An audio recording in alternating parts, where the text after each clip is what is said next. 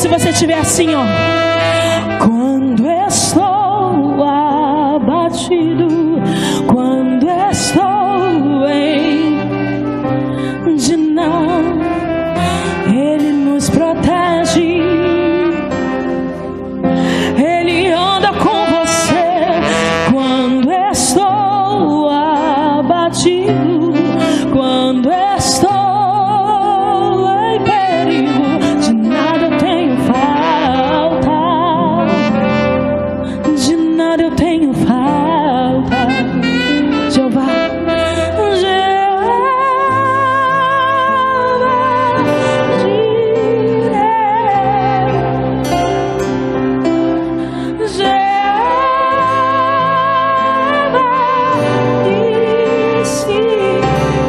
esse é o teu Deus.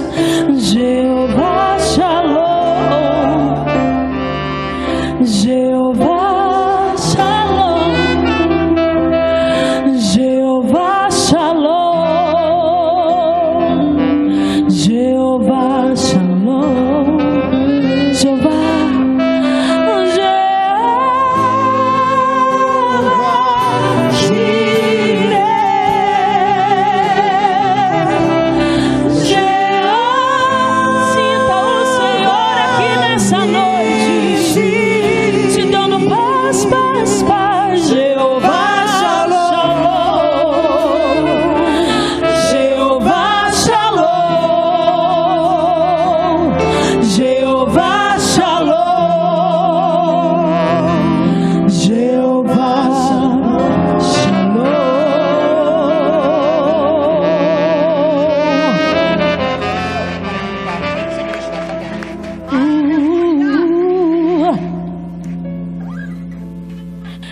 Oh, aleluia.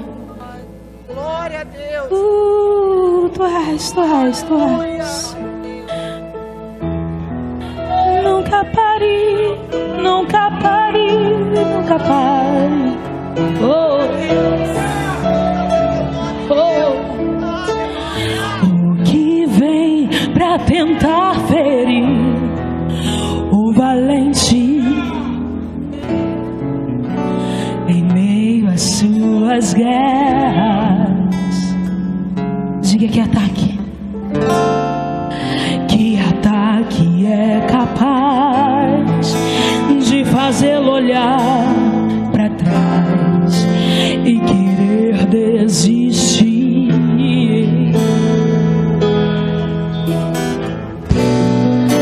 Que é ousada para tentar paralisar. Quem sabe você entrou aqui, foi cansaço, desânimo,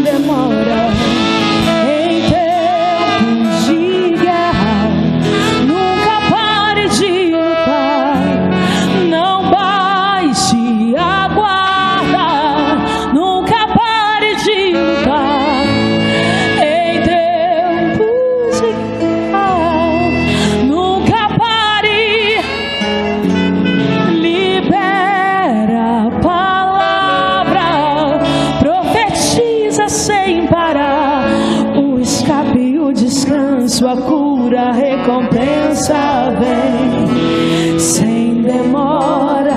O escape, o descanso, a cura, a recompensa vem sem demora.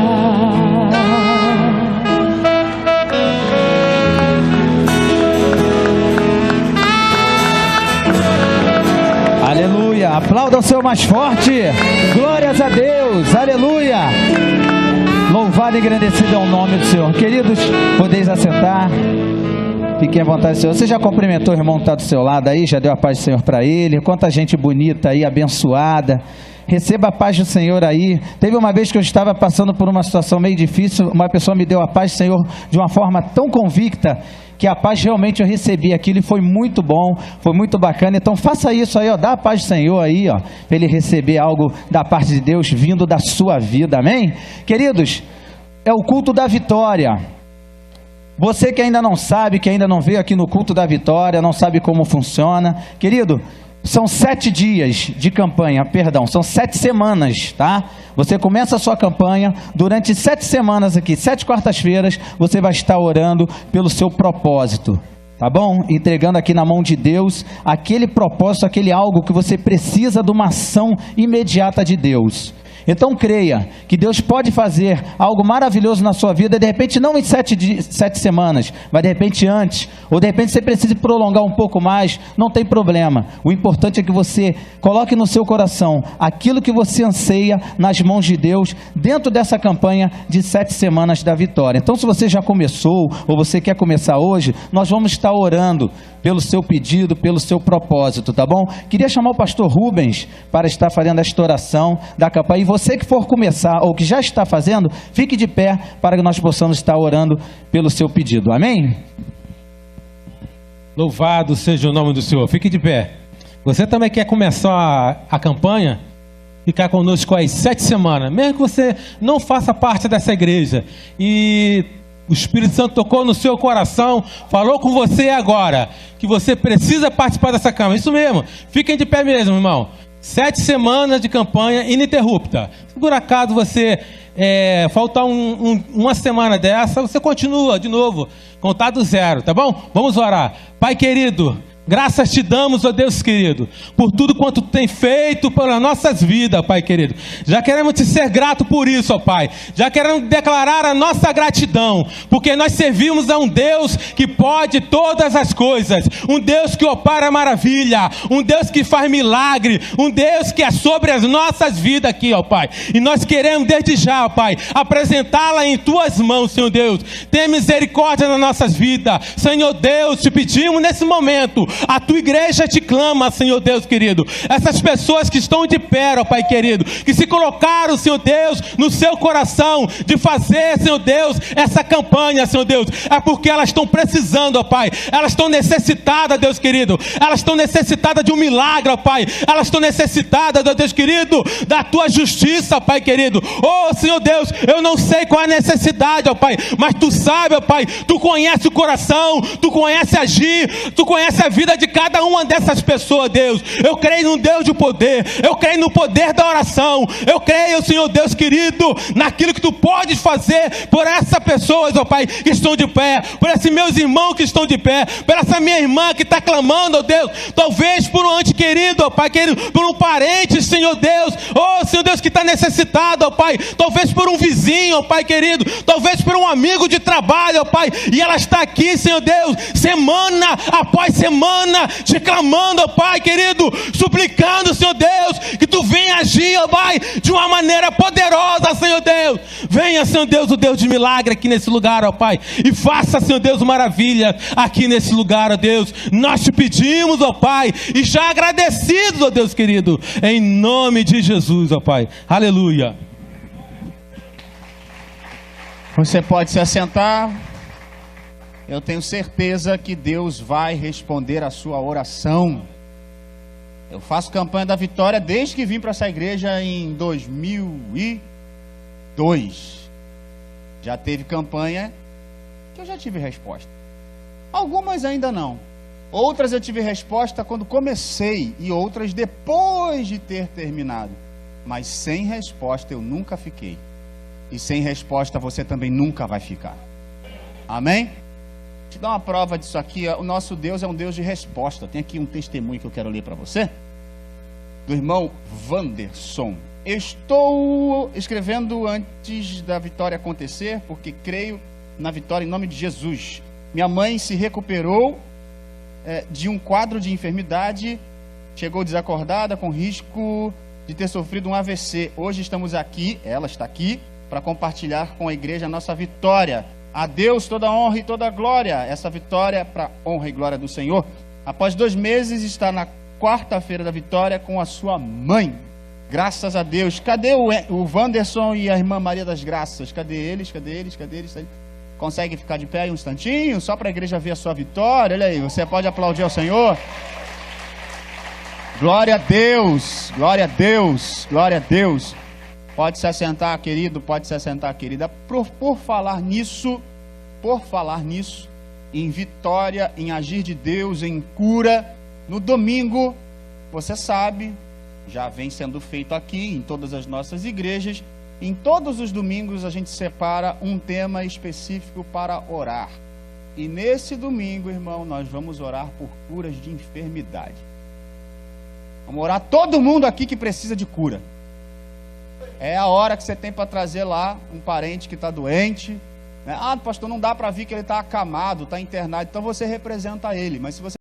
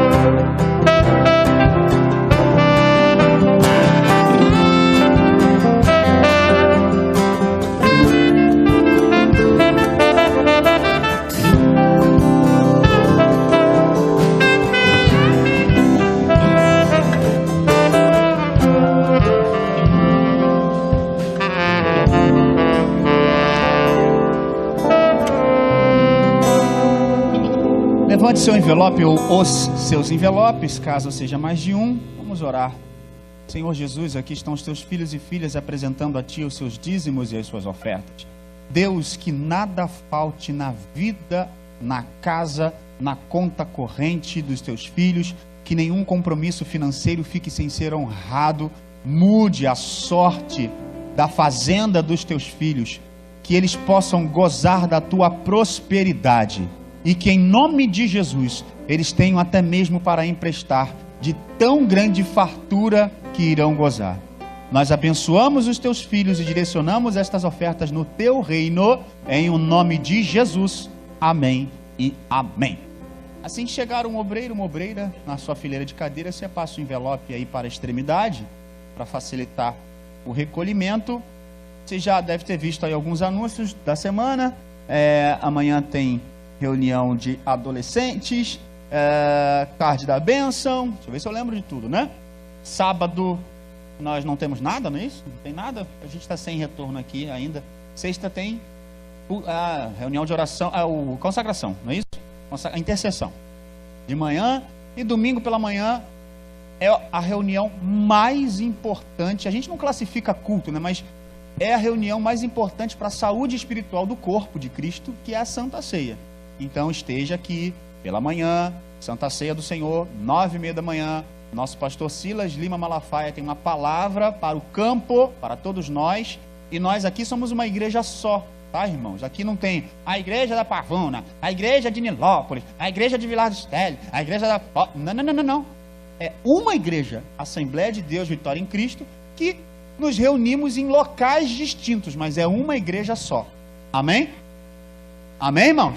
Nós somos uma igreja só. E o nosso pastor, eu não sou pastor, eu sou pastor local. Eu estou aqui revestido de uma autoridade, mas o nosso pastor é Silas Lima Malafaia. E ele tem uma palavra para todos nós aqui no domingo pela manhã, tá bom?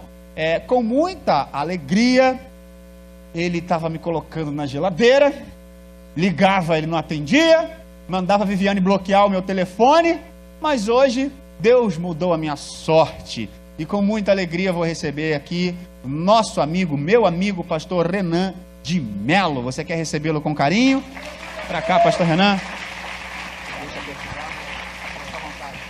Glória a Deus. Paz de Cristo a todos. Foi bem eu que coloquei ele na geladeira, não. Acho que o negócio é inverso. O Senhor é meu juiz. Olha aí. Obrigado, pastor Rafael, pelo seu carinho, pela sua amizade, que já é de longas datas. Desde quando você era líder, foi aqui. Desde que ele era líder de juventude, sempre me convidou para os eventos que ele organizava. Obrigado, tá, meu amigo? Deus te abençoe, te faça prosperar muito esse novo desafio, tá bom? Eu me imagino no seu lugar. É interessante, é bacana demais a história. Eu falei com ele no Zap, é bacana, mas é um desafio, né? Pastorear uma igreja onde você congregou, foi jovem, e agora voltar na condição de pastor da igreja. É muito legal você ver o que Deus pode fazer com qualquer um. Pega alguém que está embaixo e quando você menos assusta, Deus coloca num lugar que você nunca imaginou que estaria. E também um desafio muito grande. Então, conte com a minha oração, com o meu ministério, estou à sua disposição. Vamos ver se a gente consegue fechar mais algumas datas aí. Esse ano realmente está muito puxado para mim. Muita coisa acontecendo, graças a Deus por isso. Mas, para amigo, a gente sempre dá um jeito. Vamos dar um jeito de estar aqui mais vezes. Até porque eu sou figurinha carimbada aqui também, né? Os irmãos que não aguentam nem me ouvir mais. Sempre vindo aqui. Poxa, teve um ano que eu vim aqui 2 vezes por mês, sei lá. Aí depois demos um tempinho. Esse ano, segunda vez que eu venho, mas vamos estar mais juntos, se Deus quiser. Estaremos juntos outras vezes, tá bom? Já deu para você perceber aí que eu estou muito gripado. Esse negócio de viagem, eu saí de um lugar frio, fui para um lugar quente. Aí depois saí de um lugar quente, fui para um lugar frio. Cheguei hoje à tarde, para conseguir assistir o jogo ainda, mas muito gripado. Então, mas vai dar certo, tá bom? Mateus capítulo 26, a partir do verso 36, por favor. Mateus 26, a partir do 36.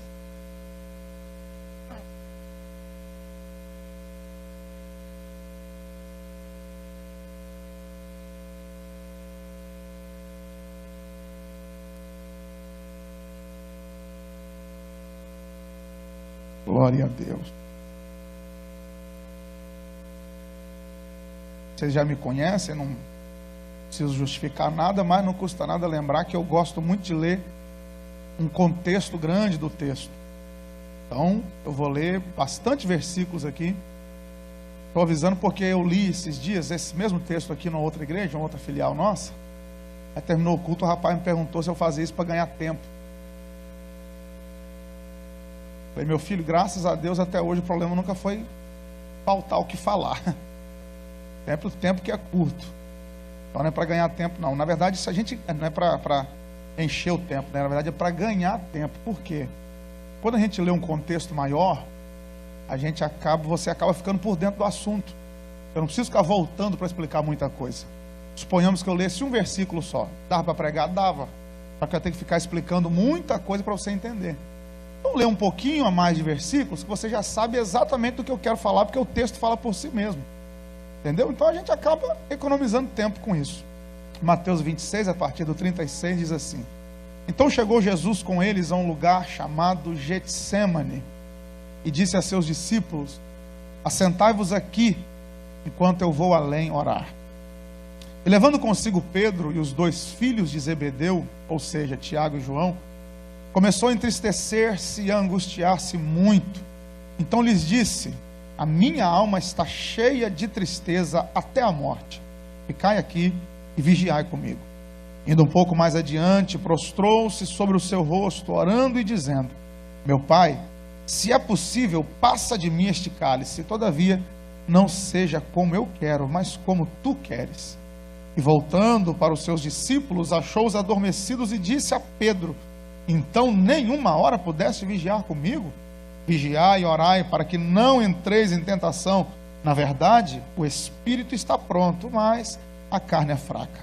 E indo segunda vez, orou dizendo: meu pai, se este cálice não pode passar de mim sem eu beber, faça-se a tua vontade. E voltando, achou-os outra vez adormecidos, porque os seus olhos estavam carregados. E deixando-os de novo, foi orar pela terceira vez, dizendo as mesmas palavras. Então chegou junto dos seus discípulos e disse-lhes: dormi agora e repousai. Eis que é chegada a hora, e o Filho do Homem será entregue nas mãos dos pecadores. Levantai-vos, partamos, eis que é chegado o que me trai. Estando ele ainda a falar, eis que chegou Judas, um dos 12, e com ele grande multidão, com espadas e porretes, vinda da parte dos príncipes dos sacerdotes e dos anciãos do povo.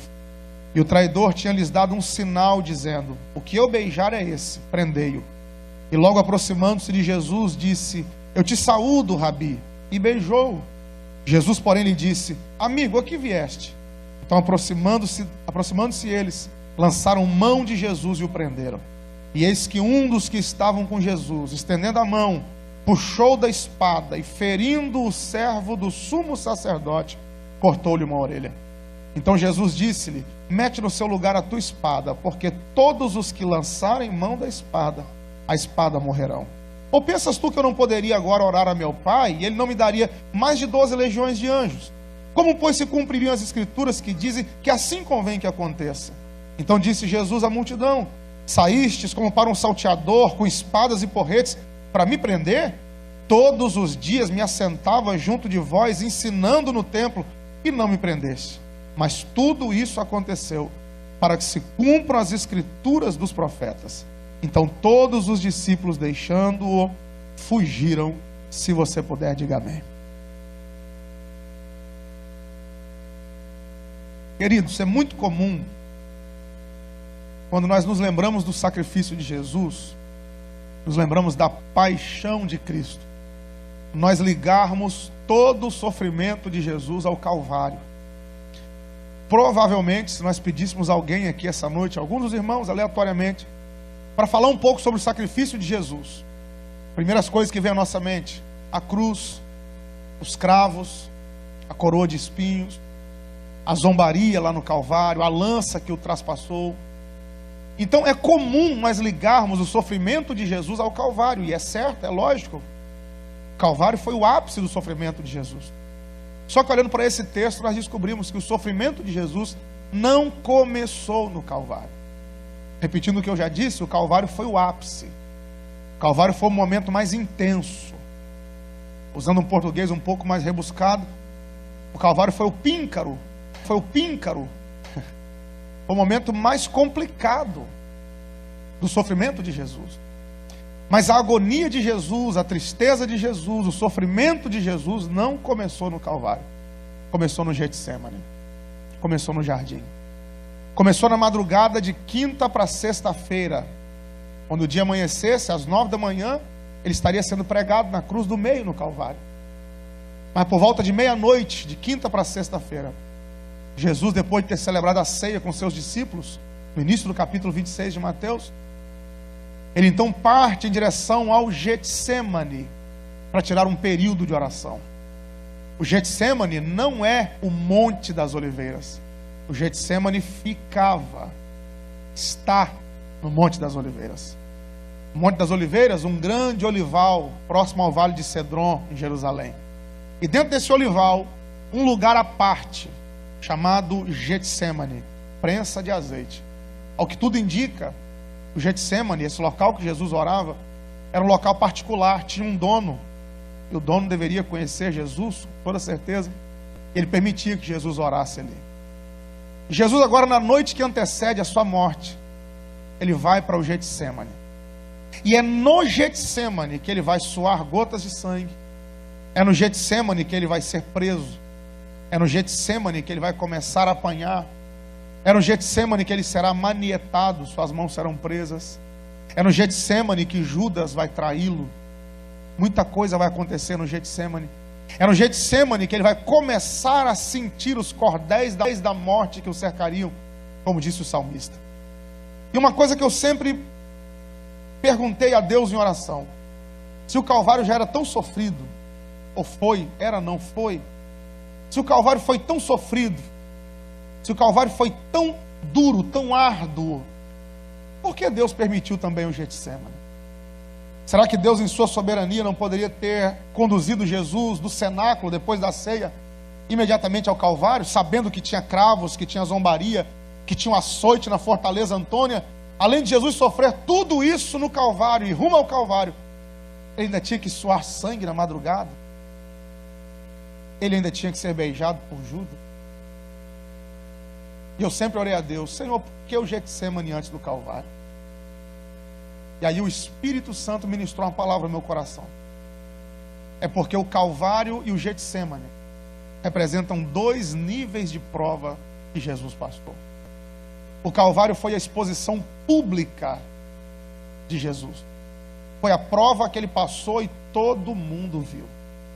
Naquela sexta-feira da sua paixão, da sua morte, Jerusalém estava apinhada de pessoas que vinham participar da Páscoa.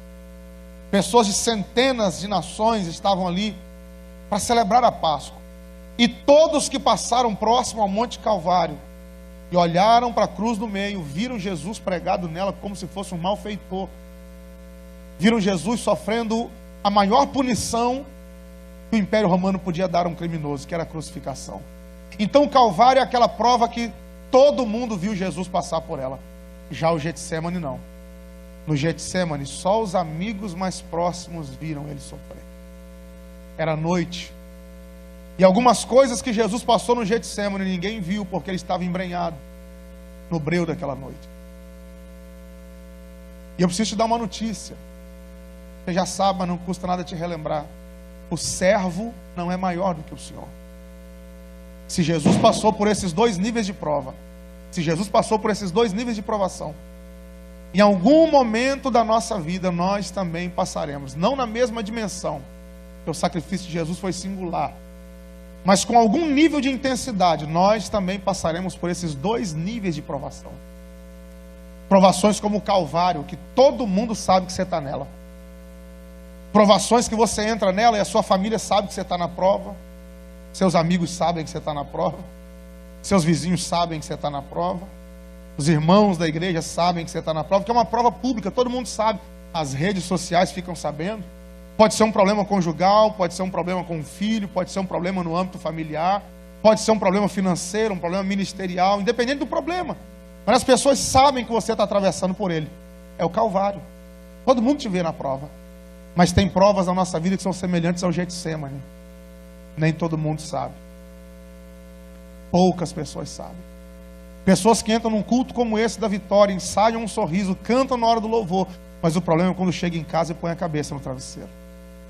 Gente que a prova é tão árdua e tão constrangedora que falta força até para marcar um gabinete e abrir o coração com o pastor. Gente que a prova é tão constrangedora que ele deixa para chorar debaixo do chuveiro para a família não ver as lágrimas rolar. É o Getsemane. São as provas que nós passamos e ninguém vê.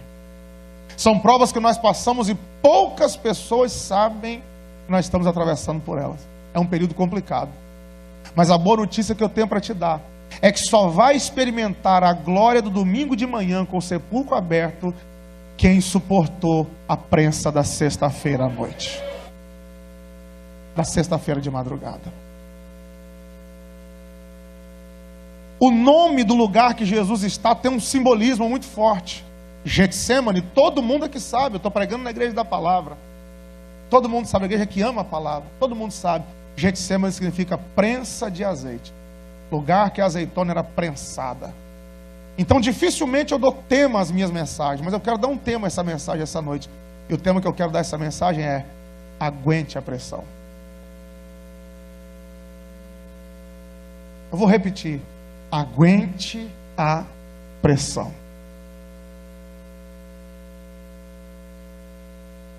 Por que Jesus tem que ir para a prensa antes de ir para o Calvário? Por que existem essas provas que poucas pessoas ficam sabendo que nós estamos nela? Por que tem esses momentos de pressão tão fortes sobre a nossa vida? Eu quero extrair algumas lições do Getsemane, compartilhar com você. Talvez você entrou aqui com uma indagação, com uma interrogação na sua mente. Deus, já não basta tanta prova pública que eu passo, tanta gente sabe que eu estou na prova, eu tenho que passar essa prova particular e oculta também. E a pergunta que fica no ar é: por que Deus permite a prensa? Por que nós somos tão pressionados em provas particulares, em provas ocultas, em provas que pouca gente sabe? Permita-me compartilhar com você algumas lições. E a primeira dela é: sabe por que Deus permite a prensa? Porque é na prensa que você descobre quem é quem na sua vida. Prensa é lugar de Deus revelar níveis de amizade. Para começar a conversa, depois você lê o contexto do capítulo 26. Na hora da ceia, Jesus está com 12. E ele diz: um de vocês vai me trair. E alguém pergunta, Pedro pede para João perguntar, pergunta para ele se sou eu. Jesus então diz: eu vou sinalizar agora quem será o traidor. Ele molha o bocado de pão, coloca na boca de Judas. Satanás entra no coração de Judas, e Judas se levanta da ceia, da mesa da ceia, e vai cumprir o propósito da traição. Com a mente dominada pela ganância, o coração dominado por Satanás, Judas se levanta. Judas só entrou no Getsemane depois que já estava com as 30 moedas de prata no bolso. Primeira lição que eu aprendo com o Getsemane é que é no Getsemane que a máscara de Judas cai. Nem todo mundo que bate no teu ombro e diz que é teu amigo vai entrar na prensa contigo. Judas só entrou no Getsemane depois que estava com as moedas no bolso. É dolorido, é doloroso eu dizer isso, mas eu preciso dizer: tem gente que só vai entrar na prensa contigo se souber que vai lucrar alguma coisa. Judas só entrou depois que estava com as moedas no bolso. Então não se preocupe, porque Deus está permitindo a prensa para mostrar quem é quem na sua vida. Então aguenta a pressão. Aguente a pressão. Na prensa, os níveis de amizade são descobertos. Preste atenção no que acontece, verso 36. Então chegou Jesus com eles a um lugar chamado Getsemane e disse a seus discípulos: assentai-vos aqui enquanto eu vou além orar. Repare que ele não pediu para ninguém orar com ele. Então só sentem aqui, a companhia de vocês já é o suficiente. Porque tem hora na prova que a pessoa não precisa nem orar contigo, só de estar perto já ajuda. Tem prova que a presença de alguém já é o suficiente. E Jesus virou para os 11 que estavam com ele e falou: assentai-vos aqui, fiquem aqui. Agora daqueles 11 ele chamou 3 em particular no verso 37. Levou consigo Pedro, Tiago e João, os filhos de Zebedeu. Para esses 3 ele diz assim: olha, a minha alma está triste, está angustiada até a morte. Faça o seguinte: fiquem aqui e vigiem comigo. Os outros evangelistas vão dizer que ele pede para vigiar e orar. Repare que ele faz uma seleção. Ele está com 11, os 11 estão na prensa com ele. Os 11 são amigos, mas dos 11 ele deixa 8 e tira 3. E para esses 3 mais próximos, ele diz algo que não pode dizer para os 8. Por quê? Porque nem todo mundo que está na prensa contigo está preparado para ouvir certas coisas que vão sair da sua boca. Você precisa saber para quem você pode abrir seu coração. Vai ter um gostinho de bezetacil, mas eu preciso dizer: nunca houve uma geração que se expusesse tanto como a nossa. Graças ao advento das redes sociais, que se nós soubermos usar é uma bênção, mas se não soubermos usar, torna-se uma maldição. As pessoas expõem muito a sua vida, e Jesus nos ensina que na prensa nem todo mundo pode saber de tudo. Tem coisas que só algumas pessoas podem saber. Os 11 são amigos, os 11 estão na prensa, mas 8 não estavam preparados para ouvir ele dizer: minha alma está angustiada até a morte. Porque tem gente que, se ouvir certas coisas da sua boca, vai desconstruir a imagem que tem a seu respeito. Vão se esquecer que você é de carne e osso igual a eles, que você também passa prova igual a eles. Então Jesus disse: vocês 3, para vocês 3 eu posso abrir meu coração. A minha alma está angustiada até a morte. Então eu quero declarar que nessa prensa Deus vai mostrar para quem você realmente pode abrir seu coração. Aproveitando, eu faço uma pergunta para você responder para você mesmo: para quem você tem aberto o seu coração na hora da prova? Para quem você tem aberto o seu coração quando a sua família está com problema, quando o seu casamento está com problema? Para quem você tem contado as suas adversidades? Cuidado. Jesus chamou 3 e falou: para vocês 3 eu posso abrir meu coração. Minha alma está angustiada até a morte. Por favor, não interprete o texto errado para não cometer uma heresia. Jesus não disse: a minha alma está angustiada por causa da morte. Ele disse: é até a morte. De agora, dessa madrugada, de meia-noite de quinta-feira até as 3 da tarde de sexta, quando ele ia gritar, está consumado, sua alma estaria dominada pela tristeza. Não é por medo da morte, não é por causa da morte, por medo da morte, era até a morte. Porque Jesus não tinha medo da morte. Ele disse, a minha vida ninguém toma, ninguém tira, sou eu quem dou. Eu estou no controle, então não tenho medo da morte. Pastor, se Jesus não tinha medo da morte, por que ele se entristeceu? Não era por medo da morte, é por causa da ausência que ele teria do Pai. Todos os pecados do passado, do presente e do futuro estariam sobre Jesus a partir daquele momento.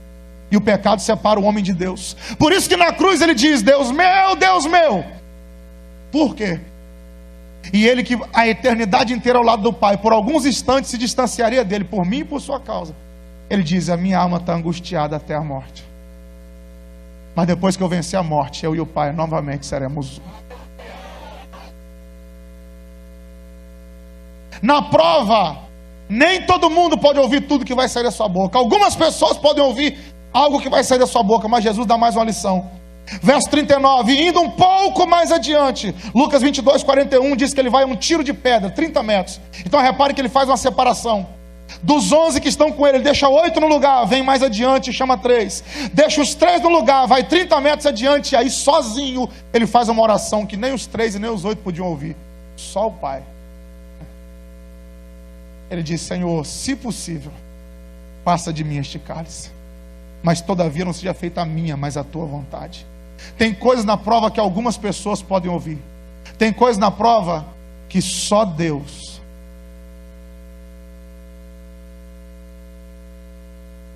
Tem coisas que quando você está na prova, só Deus pode ouvir da sua boca. Então ele ora, Pai, se possível, passa de mim este cálice. Repare que ele não diz esse, ele diz este. Você sabe o que isso significa? Esse longe, este perto. Se Jesus dissesse esse cálice, algo que está longe, este algo que está perto, no mundo espiritual, estou vendo o cálice aqui, Pai. Se possível, passa de mim. Mas todavia não seja feita a minha, mas a tua vontade. Ele ora durante 1 hora, e quando ele retorna, os 3 discípulos estão dormindo. Verso 40, ele vira para Pedro e diz assim, Pedro, nem 1 hora você pode vigiar comigo.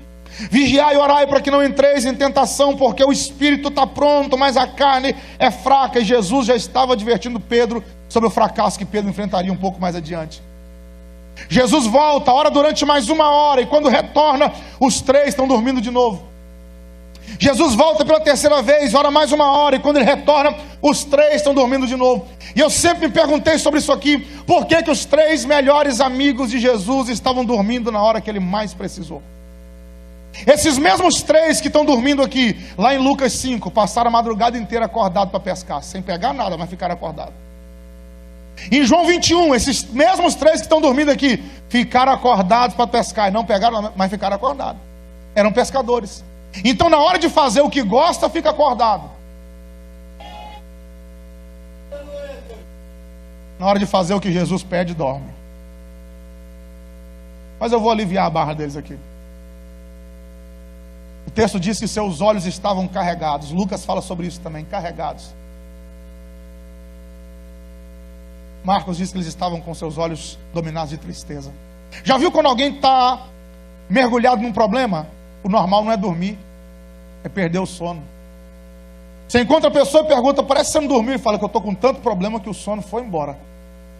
Por que esses homens estão dormindo diante de um problema tão grande como esse?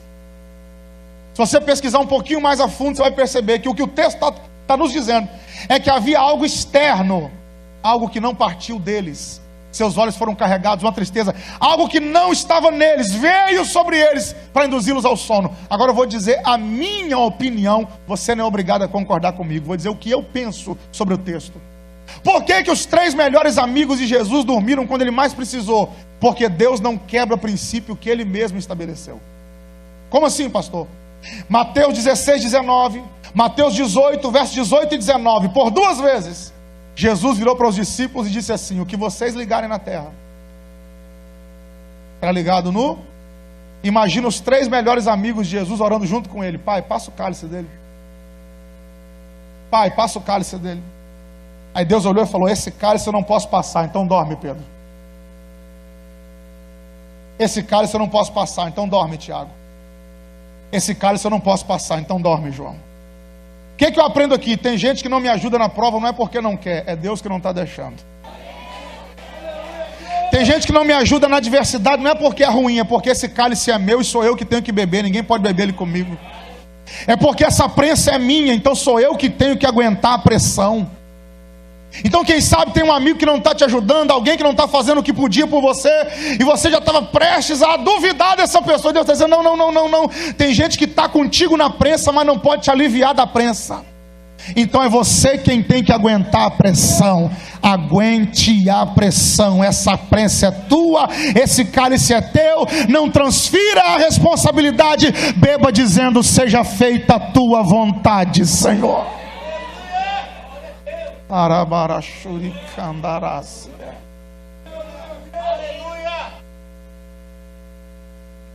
Tem gente que não te ajuda, não é porque não quer, é porque essa prova é sua. É porque essa prensa é sua, é você que tem que passar por ela. Agora o que acontece aqui de lindo, sabe o que é? É que Pedro, Tiago e João estão dormindo. Mas Lucas 22, 43 diz que enquanto Jesus está em agonia, desceu um anjo do céu e começou a consolar Jesus. Quando faltar uma mão estendida aqui embaixo, vem uma mão estendida do céu. Quando faltar um ombro amigo aqui embaixo, vem um ombro amigo do céu. O Deus que te colocou na prensa não vai te deixar sozinho na prensa. Virá a resposta do céu para a tua vida enquanto você estiver na prensa. Existe uma frase de um pregador americano, George Morrison. Ele disse algo muito interessante: toda vida cristã tem seu Getsemane, mas todo Getsemane também tem seu anjo. Eu quero declarar: haverá alívio, haverá resposta, haverá céu aberto, haverá consolo, haverá conforto enquanto você estiver na prensa. E só quem está disposto a se manter nessa pressão, fiel a Deus, de mão erguida, faça um barulho de adoração, aguente a pressão, porque os céus se abrirão sobre a sua vida enquanto você estiver na prensa.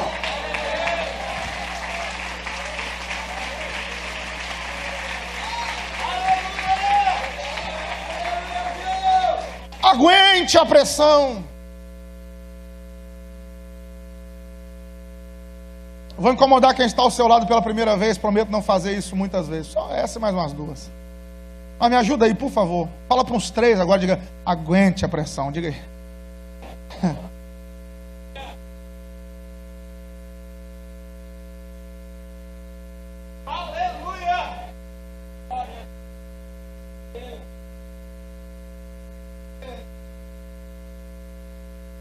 Enquanto Jesus está orando, Lucas dá uma informação que Mateus não dá. Escute. Lucas 22, 44 diz que Jesus começa a suar gotas, grandes gotas como sangue. O que está acontecendo com Jesus tem um nome científico. A fisiologia, a medicina, a biologia explica isso. É um fenômeno. Tem outros nomes, mas o mais conhecido é hematidrose. O que é hematidrose? É quando há uma hemorragia nas glândulas sudoríparas do nosso corpo, por onde o suor sai, os microvasos que existem ali. Acontece uma hemorragia e o sangue começa a se misturar com o suor. É o que está acontecendo com Jesus. Repare que isso tem tudo a ver com o nome do lugar que ele está. Ele está na prensa e está sendo tão apertado que o suor torna-se como sangue. Por que a pessoa sofre de hematidrose? É raro, mas acontece. É quando a pessoa está debaixo de um forte estresse físico e emocional. Uma pressão física, emocional ou psicológica muito forte. O corpo reage e a pessoa pode suar sangue. A pressão sobre Jesus é tão grande, é tão intensa. Imagine todos os pecados, vou repetir, do passado, do presente e do futuro. O seu pecado hoje aqui estava sobre ele lá. Imagine a pressão sobre ele. Tem a ver com o nome do lugar que ele está. Getsemane é lugar de ser prensado. E eu sempre me perguntei, pastor Rafael, por que Jesus sofre essa pressão tão grande? E um dos textos que eu me baseio para interpretar isso é Abacuque 3,17. Eu cito muito Abacuque 3,17. Porquanto ainda que a figueira não floresça, não haja fruto na vide, e a terceira parte é interessante, e o produto da oliveira minta. Como que o produto da oliveira mente? E o que isso tem a ver com Jesus no Getsemane? Sabe como é que o produto da oliveira mente? Vou te explicar. O agricultor plantava lá suas oliveiras, formava o seu olival, ou olivais, dependendo da quantidade de terra que ele tinha. E ele olhava lá no olival e estava cheio de azeitona, a oliveira carregada de azeitona. A azeitona estava verde, robusta, linda lá na oliveira. Automaticamente o agricultor já criava suas expectativas. O mais caro na oliveira não é a azeitona, é o azeite. O quilo da azeitona nunca é mais caro que o litro do azeite. O azeite, o que se extrai da azeitona, é mais caro do que a azeitona em si. Então o valioso ali não era o fruto em si, era o que se extraía do fruto, do produto da oliveira. O agricultor olhava lá a oliveira carregada de azeitonas e dizia: esse ano eu vou ter muito azeite. Como é que ele fazia? Depois você leia. Deuteronômio 24, 20, Isaías 17, 6. Sacudia-se a oliveira para arrancar os frutos. Ao sacudir a oliveira, eles esticavam um lençol embaixo, um pano, porque a oliveira não podia cair no chão, a azeitona. Porque se a azeitona caísse no chão e fosse ferida, comprometia a qualidade do azeite. É por isso que Deuteronômio 28, 40 tem um texto lindo, que outro dia eu volto para falar sobre ele. Deuteronômio 28, 40, Deus diz assim: haverá um tempo, se vocês me desobedecerem, haverá um tempo que vocês terão muitas oliveiras, mas eu vou derrubar o fruto para vocês não terem azeite. Por que Deus diz que vai derrubar o fruto da oliveira para não ter azeite? Porque produto da oliveira caído não gera azeite bom. O problema é que tem muito fruto caído achando que ainda está produzindo azeite bom. O agricultor esticava um lençol para que o produto da oliveira caísse. Depois que ele colhia a azeitona, e eu gosto de Isaías 17,6, porque diz que no sacudir da oliveira ainda restarão 2 ou 3 nos ramos de cima, 4 ou 5 nos ramos de baixo. O que Isaías está dizendo? Que na rebusca, no rebuscar, ao sacudir a oliveira, nunca vão conseguir arrancar tudo dela, sempre vai ficar alguma coisa. Eu e você somos como oliveira, pode sacudir o quanto quiser, nunca vão arrancar tudo de você, sempre vai sobrar alguma coisa. O agricultor pegava lá o produto da oliveira, a azeitona, e dizia: se tem muita azeitona vai ter muito. Agora só tem um lugar de saber se a azeitona produz azeite. Quando coloca a azeitona o agricultor pegava e levava aquele monte de azeitona para a prensa. Eu estive em Israel agora, menos de 30 dias atrás. Eu vi dessas prensas lá. Inclusive fui ao Getsemane. Uma prensa feita de pedra, uma canaleta. E lá embaixo o agricultor colocava a vasilha esperando o azeite descer. Lá em cima colocava o produto, a azeitona. A pedra maior da prensa, chamada também de mó, começava a esmagar a azeitona lá em cima. Enquanto aquela pedra pesada esmaga a azeitona, o azeite desce. O agricultor criava a expectativa: se a azeitona está bonita na oliveira, quando colocar na prensa vai ter muito azeite. Aí ele colocava lá o produto da oliveira, a azeitona na prensa, mas quando a prensa apertava, não saía azeite, só saía polpa, só saía carne. O agricultor dizia: o produto da oliveira mentiu. Parecia que ia dar azeite quando estava lá na oliveira, mas quando colocou na prensa. Por que Deus está permitindo a prensa? Porque é na prensa que a gente sabe o que tem dentro de nós. É na prensa que a gente descobre o que vai sair. A prensa revela se o produto da oliveira é mentiroso ou é verdadeiro. E é por isso que Jesus tem que ir para a prensa, porque Jesus traz uma prerrogativa sobre os seus ombros. Qual é? Ele é Jesus o Cristo. Cristo no grego, ungido. Machia no hebraico, ungido. Messias no português, ungido. Primeira mensagem que Jesus pregou depois do seu batismo. Ele vai na sinagoga de Nazaré depois da tentação. Deram oportunidade para ele. Ele pegou o livro da lei. Quando ele abriu Isaías 61 e pregou: o Espírito do Senhor Jeová está sobre mim. Ele me ungiu. Jesus está dizendo: eu sou a unção de Deus aqui na terra. Mas só tem um lugar de saber se o produto da oliveira é verdadeiro, é na prensa. Então antes de ir para o Calvário, Deus diz: passa na prensa, meu filho, porque quando ela te apertar, vão descobrir que você não é um Messias falso. Fui eu quem te ungi, fui eu quem te separei, fui eu quem te enviei. Então quem sabe eu estou pregando para gente aqui que está na prensa, e alguém olhou para você e falou: essa prova vai matar ele, essa prova vai acabar com tudo. Mas Deus te trouxe aqui para dizer: quanto mais a prensa te aperta, mais coisa boa se extrai da sua vida, mais azeite desce, mais unção desce, mais graça desce. Só quem acredita que na prensa Deus extrai o melhor que há em nós, ergue essa mão aí, faz aquele barulho de adoração a Deus, porque a prensa não vai te matar, é aí que vai descer mais azeite sobre a tua vida.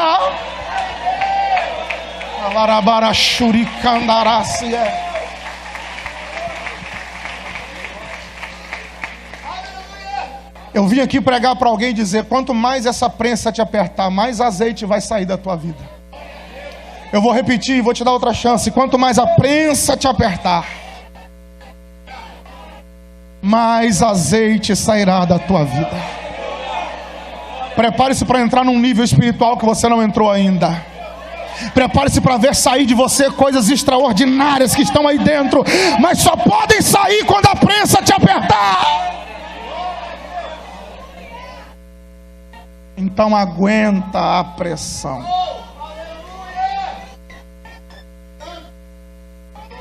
Eu vim aqui pregar para alguém e dizer: aguente a pressão. Nessa prensa, Deus vai te surpreender. Jesus volta pela terceira vez, os acha dormindo e diz: agora pode dormir à vontade, fiquem tranquilos, não precisa mais orar, mais vigiar. O traidor está entrando no jardim. Chegou a hora de eu ser entregue na mão dos pecadores. Aí Mateus segue o seu relato e diz, verso 47: estando ele ainda a falar, eis que chegou Judas, um dos 12, com ele grande multidão, com espadas, porretes, vinda da parte dos príncipes dos sacerdotes e dos anciãos do povo. Judas tem um sinal, verso 48, Judas mancomunou com os sacerdotes e disse: olha, aquele que eu beijar, o sinal é esse, é ele, prendei-o. Judas entra e com a cara mais deslavada, usando um português bem corriqueiro, vira para Jesus e diz: eu te saúdo, Rabi. E Jesus faz uma pergunta que dá um nó na nossa cabeça: aqui vieste, amigo. Como é que Jesus chama Judas de amigo? Eu demorei a entender, mas entendi. Judas não chama Jesus de amigo, chama de Rabi. Mas Jesus o chama de amigo. Em outras palavras, Jesus está dizendo assim: a sua consciência não te permite mais me chamar de amigo, mas a minha está tão limpa contigo que eu nunca fiz nada de mal.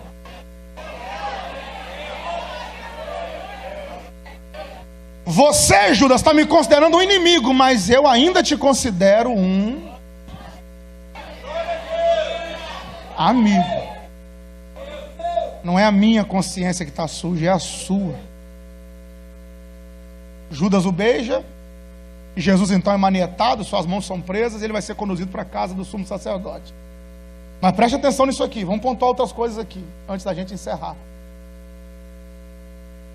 Mateus dá o relato de que nesse instante, um dos discípulos de Jesus vai desembainhar a espada e vai tentar defender Jesus. Ele não diz qual foi o discípulo, não diz o nome do homem que foi ferido, diz que uma orelha foi cortada, mas não diz qual orelha. Agora todo mundo aqui sabe também, não custa nada relembrá-los, que uma das melhores maneiras de se entender, eu já disse isso aqui logo na introdução, vou repetir, uma das melhores maneiras de se entender a Bíblia, ou a única maneira, melhor, falando teologicamente, a única maneira de se entender a Bíblia é analisando o contexto. A Bíblia tem inúmeros contextos, pelo menos 2 são importantíssimos. Aproveitando, não é aula de hermenêutica não, mas vamos lá. 2 contextos que você precisa analisar. Primeiro, contexto imediato. O que é o contexto imediato? O que veio escrito antes e o que veio escrito depois. Quem disse, para quem disse, por que disse, quando disse, em que lugar disse, que situação disse. Você vai entender. Esse é o contexto imediato, é o que nós estamos fazendo aqui. Agora também existe o contexto remoto. O que é o contexto remoto? É um texto que está em outro livro da Bíblia que vai somar com aquele para você entender. Por exemplo, tem coisas que você lê na carta aos Hebreus que você só vai entender se ler Levítico. Porque o escritor aos Hebreus está usando a linguagem sacerdotal. Então você tem que entender o sacrifício do Antigo Testamento para entender o que ele está falando sobre Jesus na carta aos Hebreus. Tem coisas que você lê no Apocalipse que só vai entender se estiver lido o Gênesis. É o contexto remoto. Então, Mateus dá um relato. Agora João traz um relato mais detalhado. E com João eu descobri algo interessante. Prensa é lugar de ser apertado, é lugar de ser traído, é lugar de ser preso, é lugar de suar sangue, mas prensa também é lugar de Deus dar vitória. E para a gente entender isso, vamos ver o que João fala, por favor me acompanhe. João capítulo 18, a partir do verso 2. Olha o relato que João dá sobre esse momento da prensa, o momento do Getsemane.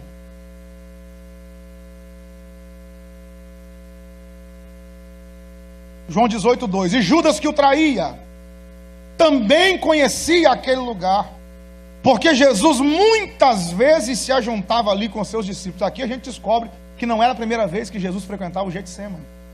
Jesus muitas vezes se juntou ali. Então Jesus não foi orar porque estava na prova, ele sempre teve uma vida de oração.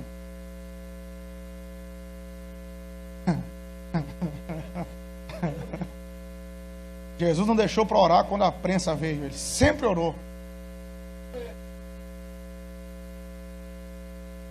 Judas conhecia o lugar, porque tinha ido muitas vezes com Jesus ali. Verso 3. Tendo, pois, Judas recebido a corte e oficiais dos principais sacerdotes. Esses oficiais dos principais sacerdotes são guardas do templo.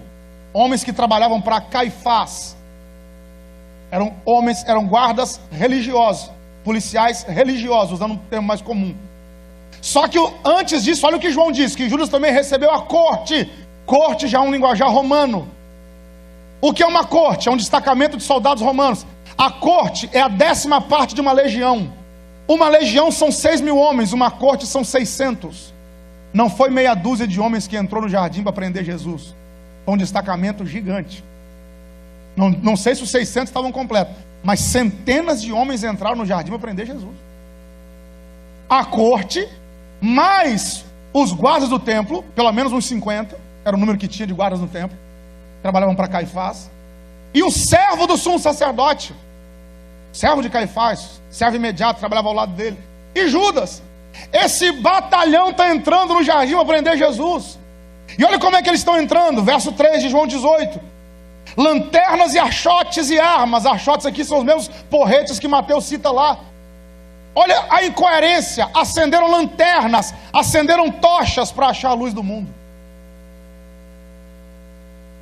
Pegaram armas para prender o príncipe da paz. Destacaram um pelotão para prender o Senhor dos exércitos. Tem gente procurando o certo da maneira errada. Eu quero que você tenha isso aqui em mente. Esses homens, essa centena de homens, sob o comando do servo do sumo sacerdote, sob o comando de Judas, é o melhor plano que o diabo tem para aquela noite. Vou repetir, para você entender a aplicação que eu quero fazer. Esse destacamento de soldados, armados até os dentes, é o melhor plano que o diabo tem para aquela noite. Qual era o intuito do diabo? Não permitir que Jesus chegasse ao Calvário. Porque é no Calvário que ele vai ser derrotado. Qual era o intuito do diabo? Talvez fazer Jesus fugir de medo, fazer alguma coisa acontecer. E quando ele está entrando, o melhor plano que o diabo tem para aquela noite, está entrando no jardim. João 18, verso 4, lindo isso aqui. Sabendo, pois, Jesus, ele está na prensa, mas olha, sabendo, pois, Jesus, todas as coisas que sobre ele haviam de vir, adiantou-se e disse-lhes: a quem buscais? Eu já disse isso aqui em outra oportunidade. Jesus é o segundo Adão. É Paulo quem escreve aos Coríntios dizendo: o primeiro Adão se escondeu no jardim, o segundo Adão se apresenta no jardim. Está buscando quem? O melhor plano que o diabo tem está vindo ao encontro dele. Ao invés dele fugir, ele sabe de tudo e se adianta. Quando eu li isso aqui, eu lembrei de uma frase que minha mãe sempre disse para mim lá na roça onde eu nasci: meu filho, quando o diabo vem com a farinha, Jesus já está com o pirão pronto. O melhor plano que o diabo tem, Jesus se antecipou, tomou a frente, já sabia de tudo. Você está achando que esse problema que você está sofrendo pegou Deus de surpresa? Você está achando que o seu problema surpreendeu Deus? Ele já sabia que ia acontecer e já tem a solução para ele. Além de saber de todas as coisas, ele ainda se adiantou. Adiantou aqui não é abreviar o tempo não. Adiantar aqui é tomar a dianteira, é tomar a frente da situação. Então aqui vai a palavra para você. O diabo pode ter um grande plano armado, mas Jesus tomou a frente dessa situação. Enquanto você está na prensa, quem tomou a dianteira foi Jesus. O diabo queria usar esse momento para te destruir. Ele queria usar o momento da prensa. Ele sabe que você está fragilizado, ele sabe que você está sendo espremido. Então ele quer usar o momento que você está na prova para tentar te desestabilizar. Mas Deus trouxe gente aqui para dizer: enquanto você está na prensa, quem tomou a frente da situação sou eu. Quem tomou a frente da situação foi Deus.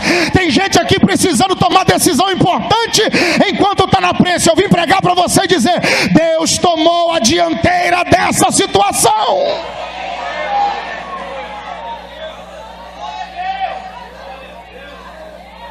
Jesus não apenas se adiantou. Olha o que o texto continua dizendo, verso 5.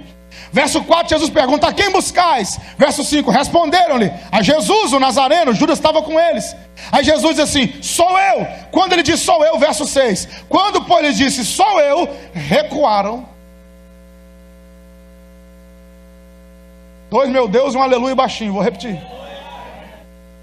O melhor plano que o diabo tem para aquela noite. Jesus se adianta e diz: está buscando quem? Jesus, o Nazareno. Sou eu. Quando ele diz sou eu, eles recuaram. Por que eles recuaram só quando ele disse sou eu? Porque esse sou eu aqui é o mesmo eu sou. Eu vou repetir, esse sou eu aqui é o mesmo eu sou. Senhor, quando o faraó perguntar quem foi que me mandou, o que é que eu digo? Moisés, fala que o eu sou o que sou te enviou. Pastor, quando eu estiver na prensa e o diabo vier com tudo, fala que o grande eu sou está na tua frente. Fala que o grande eu sou tomou a dianteira da situação. Só quem acredita nessa palavra, ergue essa mão aí, dá um brado de vitória. O diabo vai ter que recuar, porque o eu sou tomou a frente da situação. Larabarachuricandarasi é.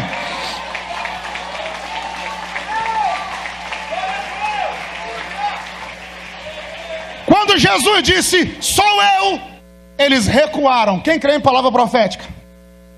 O melhor plano que o diabo tinha contra a sua vida na prensa está recuando hoje.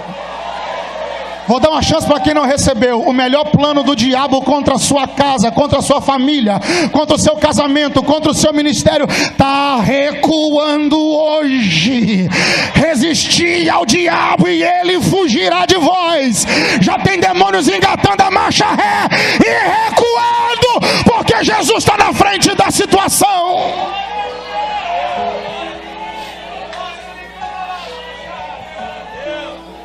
Mas eles não apenas recuaram.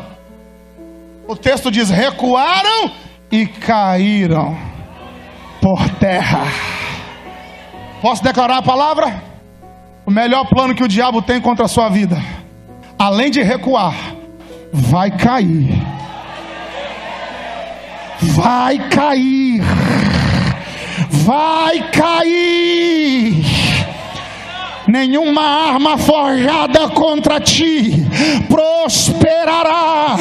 Nenhuma língua que se levantar contra os servos do Senhor vai prosperar. O melhor plano do diabo está recuando e caindo por terra. Quem está comigo? Quem está comigo? Quem está comigo? Segura na mão de alguém e fala: vai cair por terra esse plano do diabo. Diga aí, diga aí. Vai cair por terra. Aguenta a pressão. Aguenta a pressão. Porque Jesus tomou a dianteira e o plano do diabo vai cair por terra.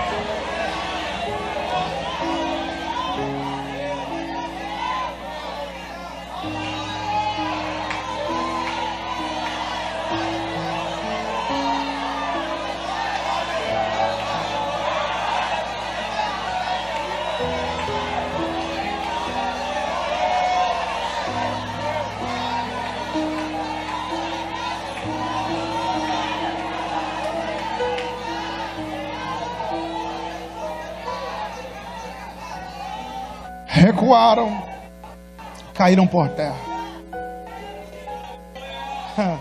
Não para por aí não. Verso 7. Tornou-lhes, pois, a perguntar: quem buscais? Eles disseram: Jesus o Nazareno. Verso 8.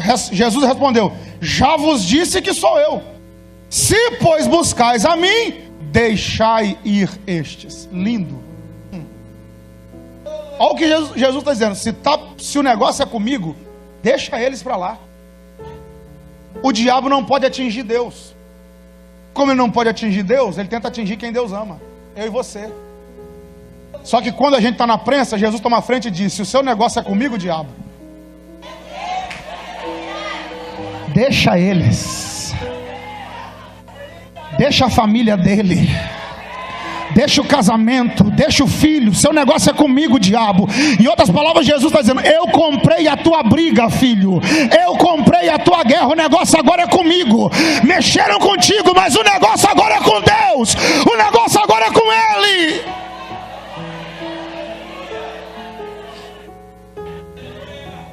Aí nós temos a última cena para eu poder encerrar. No meio dessa pressão, nem todo mundo aguenta a pressão. Nem todo mundo aguenta. Como nem todo mundo aguenta a pressão, um dos 11 quis reagir. Desembanhou a espada e feriu o servo do sumo sacerdote. Mateus diz. Repare que Mateus não diz o nome do discípulo que feriu, não diz o nome de quem foi ferido. Diz que uma orelha foi cortada, mas não diz qual foi. Olha como é importante você ler o contexto remoto. O mesmo texto, olha quanta informação importante João dá. João capítulo 18, verso 10. Então Simão Pedro, que tinha espada, desembanhou-a e feriu o servo do sumo sacerdote, cortando-lhe a orelha direita, e o nome do servo era Malco. João dá o nome de quem cortou, de quem foi cortado e qual orelha foi. João diz, foi Pedro que cortou, o nome do cara era Malco e a orelha foi a direita. Malco não era soldado romano. Cuidado que Hollywood pode te enganar. Hollywood já fez filme com soldado perdendo a orelha. Não. Malco era servo do sumo sacerdote. Malco é a tradução grega para Malek, um nome hebraico. Como João escreveu no grego, colocou Malco, mas é Malek, mesma raiz de Abimeleque e de outros nomes que a gente conhece no Antigo Testamento. Cortou a orelha direita. Agora olha o que Jesus vai dizer para Pedro nessa hora. Pedro no afã, Pedro no calor da emoção, Pedro na prensa, reage. Olha o que Jesus diz para ele, para a gente olhar agora. Olha o contexto. Vamos voltar para Mateus para ver o detalhe que Mateus dá. Mateus 26, estou encerrando já, verso 52. Mateus 26, 52. Mateus complementa o texto.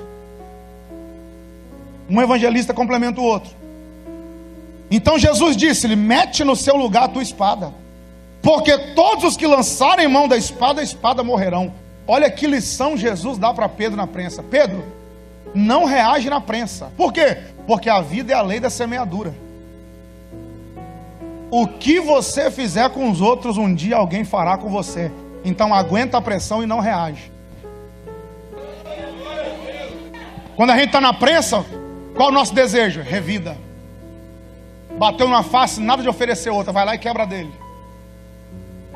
É Pedro reagindo. Olha o que Jesus diz, verso 53. Ou pensas tu, meu Deus, isso aqui é lindo. Ou pensas tu que eu não poderia agora orar a meu Pai, e que Ele não me daria mais de 12 legiões de anjos? 12 legiões de anjos, sabe quanto é isso, irmão? 72 mil anjos. Uma legião, 6 mil. Jesus diz, é eu e mais 11. Deus, se eu orasse agora e quisesse, meu Pai mandava aqui 6 mil anjos para cada um de nós. Meu Pai mandava 72 mil anjos aqui e resolvia isso. Agora, olha que bacana. Quantos anjos? Mais de 72 mil. Isaías 37. Um anjo, quantos eu disse? Desceu no arraial de Senaqueribe e matou 180